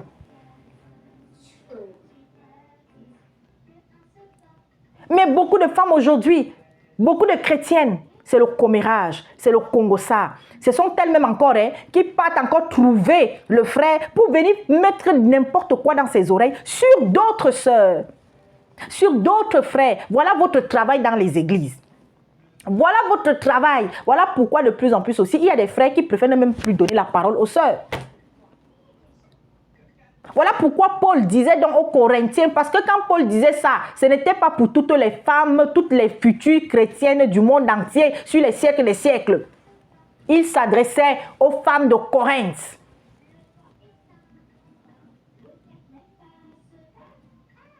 D'abord, parce que il n'y a que Dieu seul pour dire que je ne permets plus à aucune femme de prendre la parole dans l'église. Et Dieu n'a jamais dit cela, mais que ce soit ordonné. Gabriel, mets ce qu'il te dit, s'il te plaît, le temps que je finisse la vidéo.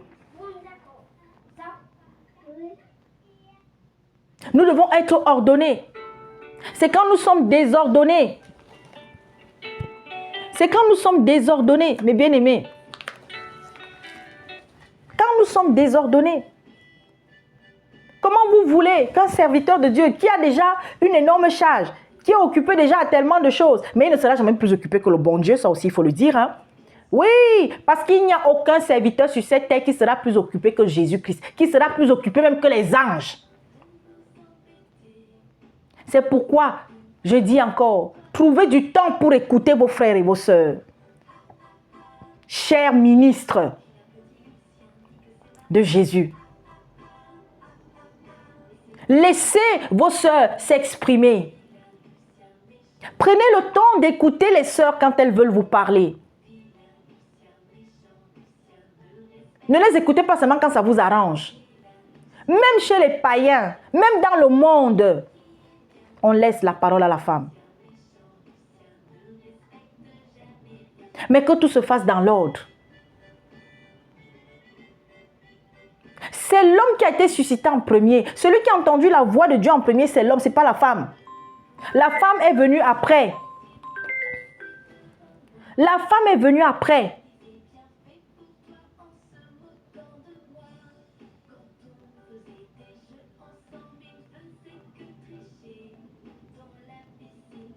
Pourquoi c'est si difficile à comprendre? C'est par l'homme que le salut a été donné au monde. Oui. Marie-Madeleine est arrivée au tombeau, la première. Mais ça ne justifie pas que toi tu te lèves parce que Marie-Madeleine et l'autre Marie ont rencontré Jésus. Hein? Sont allés au tombeau et ont vu le tombeau vide. Que ça veut dire que oui, mais la femme peut qui? Non, non. Et je vais vous dire, depuis que moi je sers le Seigneur, j'aime ma place. Et je ne veux la remplacer pour rien au monde. Parce qu'il y a tellement de choses à faire. Aujourd'hui, on voit des satanistes ordonner leurs femmes. Faire de leurs femmes je ne sais pas quoi. Aujourd'hui, on voit, l'apostasie est en train de s'exprimer tellement. Qui pouvait imaginer encore, il y a des siècles, il y a des années, qu'une femme deviendrait prêtresse à l'église catholique ou bien à l'église protestante? Pasteur à l'église protestante. Pourtant, nous sommes en train de vivre cela. De procéder au baptême des gens en pleine assemblée. Mais oui, des exceptions, ça peut arriver. Parce que là aussi, nous devons être équilibrés. Et les enseignants de la parole aussi doivent être clairs par rapport à ça. Dieu, il est souverain. Il peut exceptionnellement susciter une femme quelque part pour faire ce que normalement ce sont des frères à des frères de faire. Mais si on arrive dans un lieu, dans un village perdu, dans un coin perdu, ou bien je ne sais pas moi, ou dans un... Mais attendez, Dieu, il est souverain, mais il y a des choses que, même dans la Bible, on a vu que l'Éternel exceptionnellement a permis à une femme de faire. Mais ça ne va pas devenir la règle.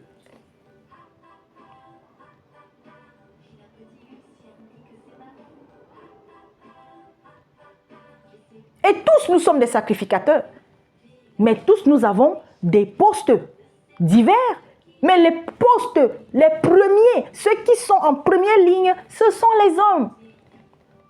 Pourquoi Jésus, il a suscité... Mais bien aimé, c'est simple. Hein? Et quand vous comprendrez cela, c'est fini. Vous n'allez plus vous casser la tête que oui, mais une femme peut être pasteur, non. Être pasteur, là, ça fait quoi? Être pasteur, ça fait quoi? Non! Tu es en abomination devant Dieu. Ces frères-là, quand ils partaient en mission, il y avait des dangers en route. Il y avait des bandits en route. Il y avait de l'opposition sévère. Voilà pourquoi vos stars de pasteurs là aujourd'hui, qui passent le temps à prendre les avions, première classe, machin et tout là, mais c'est des marmailleurs. Est-ce que prendre l'avion c'est mauvais? C'est pas mauvais. Mais en toute chose, il y a une qualité qui doit se refléter chez un serviteur, la simplicité. La simplicité. Ne pas se faire voir. Ne pas chercher toujours la première place. Ne même pas la chercher d'ailleurs. Et toi, femme de pasteur, continue d'être l'aide de ton mari. Mais à partir du moment où... il y a des serviteurs même qu'on n'a jamais vu leur femme. On ne les voit jamais. Et ça, c'est quelque chose que j'apprécie beaucoup en fait, les quelques rares serviteurs, par exemple, occidentaux sérieux que je suis, on ne voit pas la femme. Rares sont ceux qui présentent leur femme. Rares. Mais vous avez beaucoup de nos frères là. Dès qu'ils commencent à avoir une certaine notoriété, c'est-à-dire qu'ils commencent à faire que voilà, petit à petit, hein, elle vient là, elle vient là, elle vient là. Après, on déroule le tapis rouge. Maintenant, ça devient le couple présidentiel de l'église. Quand ils entrent à l'église, on applaudit. Mince, toi, un esclave de l'Éternel. Toi, un esclave, je dis, parce qu'un serviteur de Dieu, c'est un esclave de l'Éternel.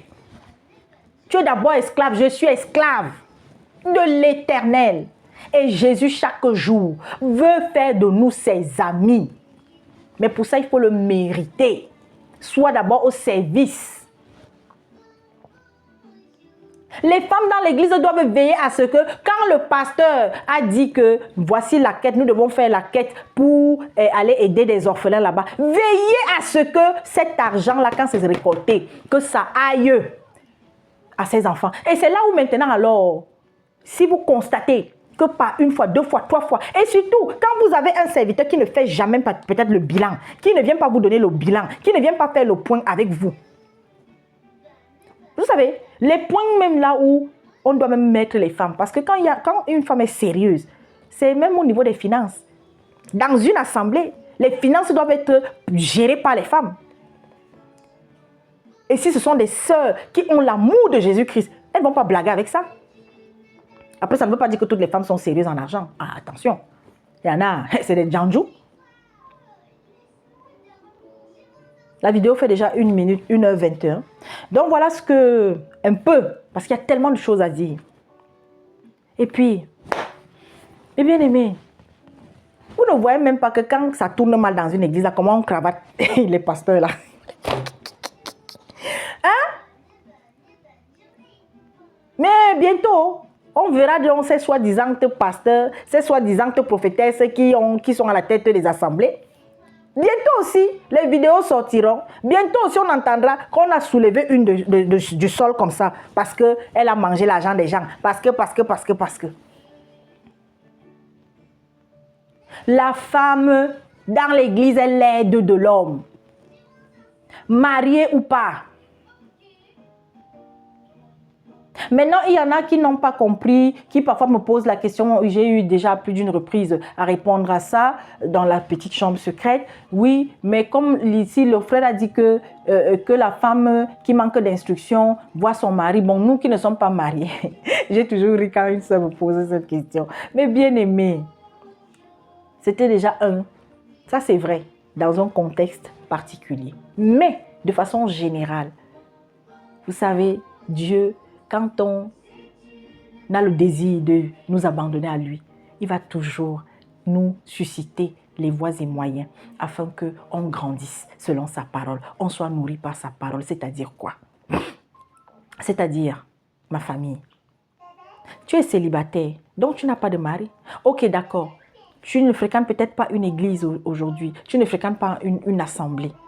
Mais tu es connecté sur Internet, non? Tu as le téléphone, non? Bon, ok, d'accord. Tu vas me dire, bon, mais si la personne alors, elle n'est même pas sur les réseaux et tout. Maman, le premier des lieux où l'Éternel veut résider, c'est où? C'est en nous, n'est-ce pas? Et c'est et ça, c'est quelque chose qu'on oublie toujours. Et je m'adresse peut-être à toi qui as une Bible.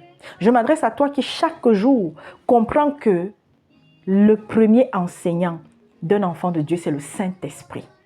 Le Saint-Esprit. Mais pour que le Saint-Esprit t'enseigne chaque jour davantage, il va falloir que tu te mettes dans les dispositions et que tu lui demandes de l'aide si tu n'y arrives pas.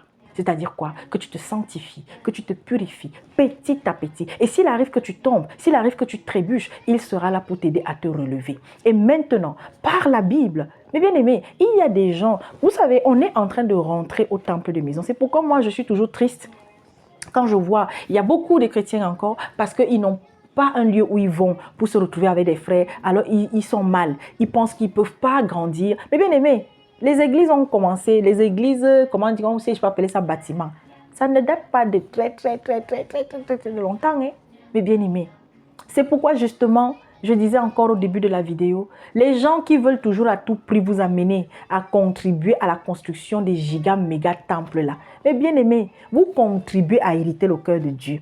Est-ce que construire un lieu qui va servir de prière, c'est un péché? Ce n'est pas un péché. Mais si le lieu est le reflet de l'orgueil, comme ceux de Babel avait fait là, si le lieu est le reflet de la démesure, le reflet aussi, n'est-ce pas, du déshonneur devant Dieu, parce que celui qui vous demande de bâtir ce temple, soi-disant pour Dieu, en vérité, c'est pour son orgueil là. Dieu, il ne sera jamais là-dedans. Voilà pourquoi le Seigneur a dit qu'il n'habite plus dans des temples faits des mains d'hommes. Mais c'est en nous qu'il veut venir habiter. Et on a aussi des sœurs qui ont des maris qui ne sont pas encore des chrétiens. Elles font comment? Quand j'entends certains frères continuer d'insister que oui, oh machin, la femme. Mais bien aimé, vous êtes en train de parler de quoi? Et il y en a même quand ils parlent, ils oublient que les réseaux sociaux, c'est là. Bientôt, ça va arriver. Ça arrivera où? Dès que tu vas venir te connecter, surtout vous, ceux qui aiment le direct là, tu vas seulement dire Jésus, paf, on coupe. Ou il y aura de plus en plus certaines chaînes qui vont disparaître. On fait comment? C'est pourquoi c'est le moment d'acheter les Bibles. Hein. C'est le moment, si tu as les moyens d'acheter des Bibles et de distribuer. Et d'ailleurs, j'en profite, j'ai déposé un post ce matin, je crois. Pour ceux, il y a les frères de Venez et Raisonnons qui ont appelé à l'aide. Il y a une mission qu'ils vont effectuer sur le Bénin. Ils voyagent beaucoup, hein, ce n'est pas le seul pays, mais là, et c'est exceptionnel parce que le frère William et ses compagnons, c'est difficile. Ils ne demandent pas souvent, ils ne font pas souvent de l'appel à l'aide comme ça. Donc, si le frère William a dit cela, c'est que vraiment, ils en ont besoin. Et il a dit, c'est surtout dans la distribution de Bibles. Ils auront besoin de Bibles. Donc, si toi qui es sur cette chaîne, toi qui es avec moi, qui me soutiens, ne serait-ce que déjà par tes prières, si tu as envie d'aider, n'est-ce pas? C'est vrai que même nous aussi, nous en avons besoin. Nous avons besoin de moyens parce qu'il y a de plus en plus de personnes aussi qui me contactent et qui ont besoin de Bibles. Besoin de partager les Bibles autour d'eux, là où ils sont. Il y en a que Dieu est en train d'utiliser. Mais si vous saviez ce que le Seigneur est en train de faire, dans des lieux où, moi, il y a des endroits où quand quelqu'un m'appelle et me dit il est dans ce lieu, je vais m'étonner qu'il m'a découvert. Mais grâce à Internet. Voilà. Donc, ma famille, voilà ce que moi j'avais à nous dire aujourd'hui. La place de la femme, c'est à côté des frères. La place de la femme, c'est à côté du serviteur. Et si le serviteur lui laisse cette place-là, et si c'est qu'on te laisse ta place, maman, reste à ta place. Et fais ta part, comme le Seigneur Jésus-Christ nous a demandé de faire notre part. Ne cherche pas à vouloir prendre la place du pasteur, parce que tu seras en abomination devant Dieu. Ne cherche pas à vouloir, vous aujourd'hui qui partez faire les formations, c'est vrai, il y a des aînés dans la foi qui font les formations pour que les femmes deviennent pasteurs. Bon, si c'est que tu deviens pasteur pour aller entretenir uniquement une assemblée de femmes, je ne sais pas, mais même jusque-là, tu as besoin d'avoir le titre de pasteur pour ça. C'est exhorter. Nous voici dans la chambre. Mais bien aimé, nous sommes dans une chambre. Oui, c'est vrai, le Seigneur m'a donné cette responsabilité-là, mais aujourd'hui, de plus en plus, je ne suis pas présente à cause du travail que j'ai à côté, le côté professionnel. Hein? Et ce sont ces sœurs. Des sœurs, il y a encore quelques temps. Il y a d'autres, il y a encore quelques mois. Il y a d'autres, il y a encore quelques années. Elles ne se pensaient pas capables de prendre la parole, de partager de la Bible. Nous étudions la Bible chaque jour davantage. Mais bien aimé, mais c'est qui nous enseigne? Notre enseignant, quand on est ensemble là, c'est le Saint-Esprit. La parole, la Bible, nous décortiquons. Et quand il y a des points où nous ne sommes pas d'accord, il y a une sœur, elle va être éclairée, elle va avoir un éclairage, mais elle vient, elle donne sa part. La sœur Gladys peut peut-être sortir un truc, une autre sœur, non ma sœur, ce que tu as dit là, tu t'es trompée. Alléluia. Et on entre dans les Écritures, on revérifie. C'est ça. Mes sœurs, Dieu veut que nous soyons libres. Alors là, ça c'est le dernier message que je vais donner sur ça. Chères chrétiennes, écoutez-moi très bien. Ne laissez aucun enseignant, docteur ou je ne sais pas trop quoi, aucun responsable de l'assemblée dans laquelle vous vous trouvez. Faites de lui votre... Ça veut dire qu'un point indispensable dans votre vie. Que quand vous avez un peu mal au ventre, hey, je vais appeler l'homme de Dieu. Vous avez les oreilles qui sifflent, hey, je vais appeler l'homme de Dieu. Vous avez fait un rêve, je vais appeler l'homme de Dieu. Non, ce n'est pas ça. Parce que tout serviteur doit te ramener à Jésus-Christ. Tout serviteur doit t'amener à faire de Jésus-Christ ton alpha et ton oméga. Et vous avez la responsabilité d'aider, d'accompagner, de veiller. Parce que c'est ça la mission de la femme dans l'église. Veiller sur l'homme de Dieu. Veiller sur les frères et sœurs. Veiller sur les enfants. Veiller à ce que le peu de temps que nous sommes ensemble, eh bien, que l'assemblée fonctionne. Mais si des femmes sont plutôt dans les cancans, dans la sorcellerie, dans le désordre, dans la jalousie. Oh, le serviteur de Dieu, là, il aura fait. Il va diriger, c'est-à-dire qu'une église hypocrite. Parce que la femme, ça, s'il y a une chose alors que la femme sait bien faire. Autant quand elle a la compassion, elle va être dans la compassion même à l'extrême. Mais autant quand elle est dans la sournoisie ou la sournoiserie, là, elle est à fond dedans. Hypocrite. Et je suis désolée, malheureusement. L'église aujourd'hui est pleine d'hypocrites qui se disent chrétiennes, mais en vérité, des moindres petits couacs, vous voyez sa vraie nature apparaître. Mais il y a aussi des véritables servantes. Et parce que j'en connais, il y a des véritables amoureuses de Jésus-Christ qui servent l'Éternel, qui sont au charbon, mes bien-aimés. Que Dieu les bénisse. Et je fais encore un gros coucou à ces braves sœurs qui m'accompagne étroitement dans la mission. Celle-là de propager le message de vérité de Jésus-Christ qui est que il revient. Préparons-nous. Le temps est court. Arrêtons d'être dans des disputes, des discussions inutiles. Laissons les frères à leur place. Dieu a suscité l'homme. La semence part de l'homme pour la femme. C'est pourquoi, sans homme, est-ce que tu vas porter un enfant et accoucher? Il faut qu'il y ait un homme. Alors le diable aujourd'hui, il suscite des voies et moyens, insémination, machin et tout, patati patata. Bon, oui, ça a rendu une famille heureuse, mais est-ce que c'était le modèle de l'Éternel? Est-ce que c'est le modèle de Dieu? Et c'est ce qui se passe aujourd'hui. Aujourd'hui, non, ce n'est plus par la voie naturelle, ce n'est plus par le Saint-Esprit que, n'est-ce pas, des personnes dans les églises vont recevoir l'onction de ci, l'onction de ça, mais on crée des inséminations artificielles spirituellement. On force les choses. Mes bien-aimés, servir l'Éternel, recevoir le Saint-Esprit, ça ne se fabrique pas, ça se mérite. Au nom de Jésus-Christ, on est ensemble.